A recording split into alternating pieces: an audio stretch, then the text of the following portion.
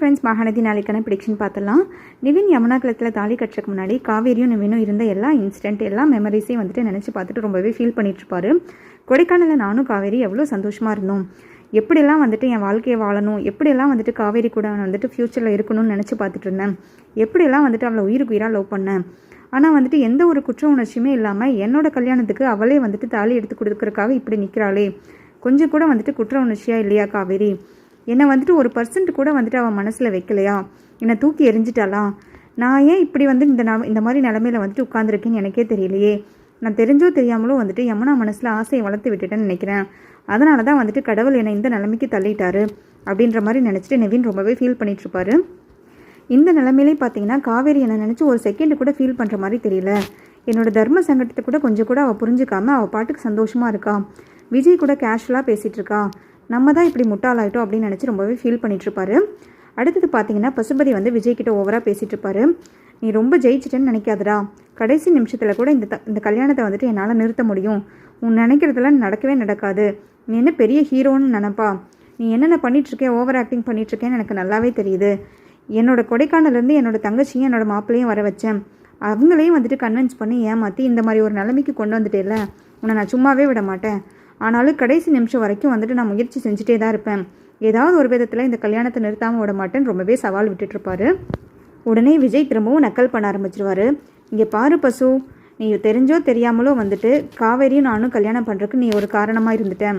அதாவது கொடைக்கானலை வச்சு நீ காவேரி குடும்பத்தை பழி வாங்கினது, கொடைக்கானலை வச்சு காவேரி குடும்பத்தை ஏமாத்தினதுனால தான் அவங்க கொடைக்கானலேருந்து இங்கே சென்னைக்கு வந்தாங்க. காவேரி சென்னைக்கு வந்ததுக்கு அப்புறம் தான் வந்துட்டு அவள் எனக்கு பொண்டாட்டியாக கிடைச்சா. ஸோ தெரிஞ்சோ தெரியாமலோ வந்துட்டு காவேரி எனக்கு ஒய்ஃபாக கிடைக்கிறதுக்கு நீ ஒரு ரீசன் ஆகிட்ட.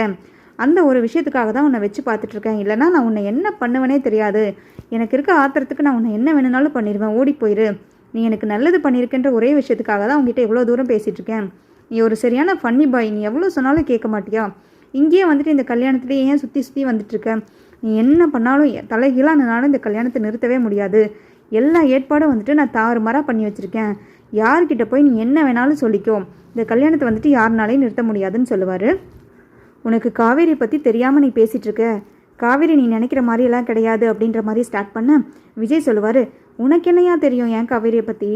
என்ன சும்மா சொல்ல போறியா? அவள் சொத்துக்காக தான் இது பண்ணுறா, அவள் பணத்துக்காக தான் இது பண்ணுறான்னு சொல்லிட்டு திருப்பி அரைச்சமாவே அரைக்கிற வேலையெல்லாம் வச்சுக்காத.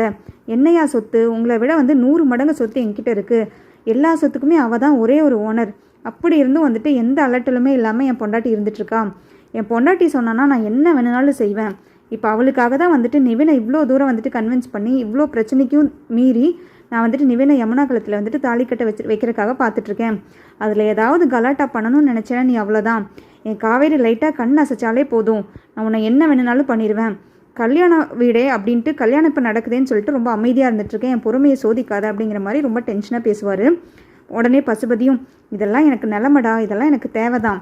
உனக்கு இருக்குடா ஒரு நாள், நீ கொடுத்ததுக்கெல்லாம் வந்துட்டு வட்டி முதலமாக கொடுக்காம விடவே மாட்டேன். இந்த மாதிரிலாம் பேசிகிட்டு இருந்தால் வந்துட்டு இந்த கல்யாணத்தை நிறுத்தவே முடியாது. அடுத்தது என்ன பண்ணுங்கிறது எனக்கு தெரியும் அப்படிங்கிற மாதிரி சொல்லுவார். உடனே விஜய் கிளம்பிடுவார். பசுபதி சொல்லுவார், இவன் என்ன காவேரின்னு ஓவராக அலட்டிட்டு இருக்கான். இவன் தான் வெண்ணிலாவை ஒருத்தின்னு லவ் பண்ணால, அவளை லவ் பண்ணிவிட்டு அவளுக்காக தான் வெயிட் பண்ணுறான்னு சொல்லிட்டு ராகினி ஆஜியும் அவ்வளோ கான்ஃபிடென்ட்டாக சொன்னாங்க. இப்போ என்னடானா காவேரின்னு இவ்வளோ உருகிறானே, எனக்கு என்னமோ சந்தேகமாக இருக்குது.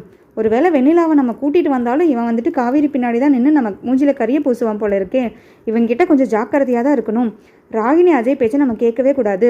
வெண்ணிலா விஷயத்தில் வந்துட்டு என்ன பண்ணணுமோ அதை நம்ம டைரெக்டாக தான் பார்த்து பண்ணணும். வெண்ணிலாவை சம்மந்தமே இல்லாமல் இங்கே கூட்டிகிட்டுலாம் வந்துடக்கூடாது.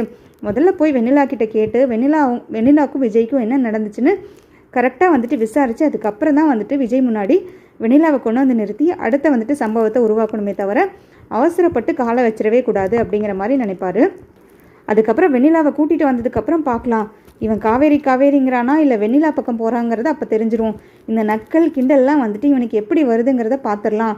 இவன் எப்படியெல்லாம் என்னை வந்துட்டு வச்சு செஞ்சானோ அதுக்கு மேலே நான் இவனை வச்சு செய்யணும் அப்படிங்கிற மாதிரி பசுபதி நினைப்பார். இந்த கல்யாணத்தை நிறுத்தணும்னா ஒரே ஒரு முயற்சி கடைசியாக நம்ம பண்ணியே ஆகணும். இதை வந்துட்டு உடனே வந்துட்டு சாரதாக்கு கால் பண்ணி கங்கா குமரன் அவங்கக்கிட்ட எல்லாத்துக்கிட்டையும் சொன்னால் மட்டும்தான் வந்துட்டு இந்த கல்யாணத்தை நிறுத்த முடியும்னு தோணுது. கடைசியாக வந்துட்டு அதையும் நம்ம முயற்சி பண்ணி பார்த்துடலான்னு சொல்லிட்டு அவசரமாக வந்துட்டு சாரதாக்கு கால் பண்ணுவாங்க.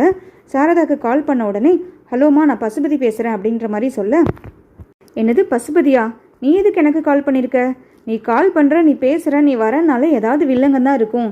நீ எதுக்கு கால் பண்ணியிருக்க, என்ன விஷயம் அப்படின்னு சொல்கிற மாதிரி அவங்க கோவமாக கேட்பாங்க. உடனே பசுபதி சொல்லுவார், உன் கோவம் ஆத்திரமெல்லாம் முதல்ல இருக்கட்டும், இங்கே நடக்க போகிறத நான் உங்ககிட்ட சொல்ல போகிறேன். தெளிவாக வந்துட்டு நீ தான் முடிவெடுக்கணும். இப்போ உன் பொண்ணு யமுனா எங்கே அப்படின்னு கேட்க, யமுனாவா, என் பொண்ணு யமுனாவும் காவேரியும் பத்திரமா வந்துட்டு என் மருமகன் கூட தான் அனுப்பி வச்சுருக்கேன். அவளை பற்றி நீயே விசாரிக்கிற, என் பொண்ணுங்களை பற்றி கேட்குறக்கு நீ யார் அப்படிங்கிற மாதிரி ரொம்ப கோவமாக பேசுவாங்க. உடனே பசுபதி சொல்லுவார், எந்த ஃபார்ம் ஹவுஸில் எங்கே போய் வச்சுருக்காரு உன் மருமகன், ரொம்ப வந்துட்டு சேஃபாக இருக்கிறதா நினச்சிட்டு இருக்கிறியோ, இன்னும் 10 நிமிஷத்தில் உன் பொண்ணு யமுனாக்கு வந்துட்டு இங்கே கல்யாணம் நடக்க போகுது. உன் காவேரி உன்னோட 2வது மக எப்படி திருட்டு கல்யாணம் பண்ணாலோ அதே மாதிரி உன்னோட 3வது பொண்ணு திருட்டு கல்யாணம் பண்ணுறதுக்காக எல்லா ஏற்பாடும் பண்ணிகிட்ருக்காங்க அப்படின்ற மாதிரி சொல்ல, சாரதா உடனே வந்துட்டு ரொம்ப ஷாக் ஆயிடுவாங்க. என்ன சொல்கிற, என்ன நீ உளறிட்டுருக்க, என் பொண்ணுங்க எதுக்கு அந்த மாதிரிலாம் பண்ணணும், அந்த மாதிரிலாம் பண்ண மாட்டாங்க, நான் அந்த மாதிரிலாம் என் பிள்ளைங்களை வளர்த்துல, வாய்க்கு வந்த மாதிரி பேசாத பசுபதின்னு சொல்ல, இங்கே பாரு, வாயை மூடிட்டு நான் சொல்கிறத மட்டும் தெளிவாக கேளு. உன் 3வது மக யமுனாக்கு வந்துட்டு இப்போ கல்யாணம் நடக்க போகுது.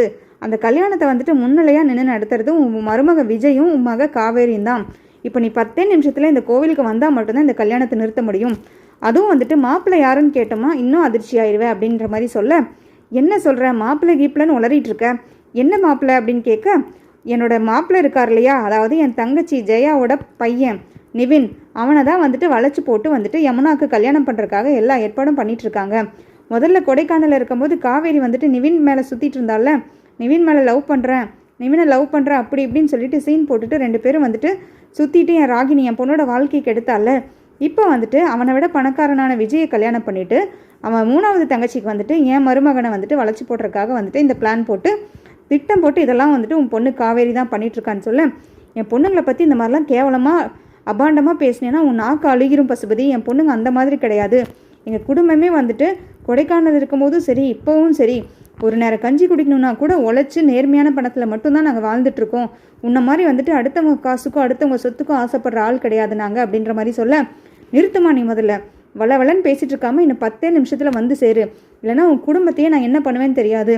10 நிமிஷத்தில் நீங்கள் வரலைன்னா உன் 3வது மக யமுனாக்கு வந்துட்டு கல்யாணம் நடந்துரும், அதை வந்துட்டு யாராலையும் மாற்ற முடியாது அப்படின்ற மாதிரி சொல்லுவாங்க.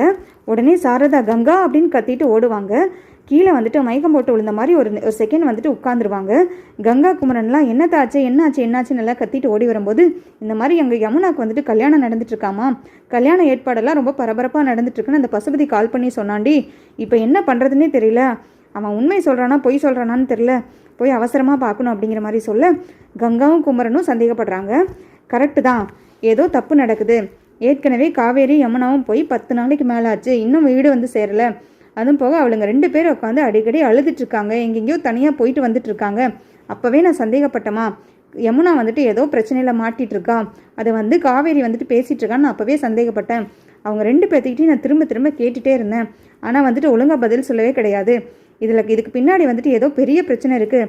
நம்ம இப்போ போனால் மட்டும்தான் வந்துட்டு யமுனாவையும் காவேரியும் காப்பாற்ற முடியும். யமுனாவுக்கு கல்யாணமாக நினச்சி பார்த்தாலே எனக்கு கஷ்டமாக இருக்குது, எனக்கு பயமாக இருக்குது. கல்யாணம் பண்ணுற வயசாமா அது, அவளை படித்து எந்த நிலைமைக்கு முன்னுக்கு கொண்டு வரணும்னு நினச்சி நம்ம குடும்பமே கஷ்டப்பட்டுட்ருக்கோம். கல்யாணம்ட்டு போயிருக்காளுங்க 2 பேரும், உடனே நம்ம போகணும், கிளம்புங்க அப்படின்ற மாதிரி சொல்ல, குமரனும் சொல்லுவார், ஆமாம் நிவின் இடையில என்கிட்ட பேச வந்தான், நான் ஏதாவது பிரச்சனையான்னு கேட்டேன், இல்லை பிரச்சனையெல்லாம் எதுவும் இல்லைன்னு சொல்லிட்டு பாதியிலே வந்துட்டு அவன் கிளம்பி போயிட்டான். அப்போ என்கிட்ட அவன் சரியாகவே பேசலை, ஆனால் ஏதோ ஒரு உண்மையை சொல்ல வந்தேன்னு தான் சொன்னான், ஆனால் சரியாக முகம் கொடுத்து பேசாமல் அவன் போயிட்டான். இதை தான் அநேகமாக அவன் சொல்ல வந்திருப்பான்னு நினைக்கிறேன். வாங்க நம்ம சீக்கிரமாக வந்துட்டு அங்கே போய் என்ன நடக்குதுன்னு பார்க்கலாம், கல்யாணத்தை நிறுத்திடலாம், வாங்க, எதுவும் கவலைப்படாதீங்க அத்தை, நீங்கள் எதுவுமே கவலைப்படாதீங்க, நான் பார்த்துக்கிறேன் அப்படின்னு சொல்லிட்டு குமரன் கங்காலாம் வந்துட்டு அவங்க அம்மா அழைச்சிட்டு அவங்க பாட்டியை அழைச்சிட்டு அவசரமாக வந்துட்டு கோயிலுக்கு போவாங்க.